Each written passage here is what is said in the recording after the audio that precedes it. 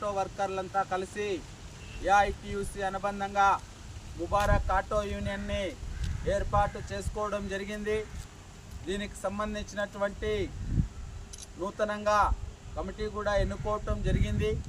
రాబోయే కాలంలో ఏదైతే కేంద్ర ప్రభుత్వం తెచ్చినటువంటి హిట్ అండ్ రన్ యాక్ట్ని రద్దు చేయాలని చెప్పి ఈరోజు డిమాండ్ చేస్తున్నాం. అలాగే ఆటో కార్మికులకి డ్రైవింగ్ లైసెన్సులు, అదేవిధంగా ఆటో కార్మికులకు సంబంధించినటువంటి మొత్తం సంక్షేమ పథకాలు వర్తింప చేయాలని చెప్పి ఆటో కార్మికులకి ప్రభుత్వాలు ఆదుకోవాలని చెప్పి ఈరోజు మేము విజ్ఞప్తి చేస్తున్నాం. ఎందుకంటే ఆటో కార్మికులు ఈరోజు నిరుద్యోగులు, పేదరికంలో ఉన్నటువంటి వాళ్ళు ఫైనాన్సుల్లో లక్షలాది రూపాయలు ఫైనాన్స్ తీసుకొని నెల నెల కడుతూ ఈరోజు జీవనం సాగిస్తున్నటువంటి పరిస్థితి. కాబట్టి దుర్భరమైనటువంటి జీవితాలని అనుభవిస్తున్నటువంటి ఆటో కార్మికులకు అండగా ఏఐటీయూసీ నిలబడుతుంది.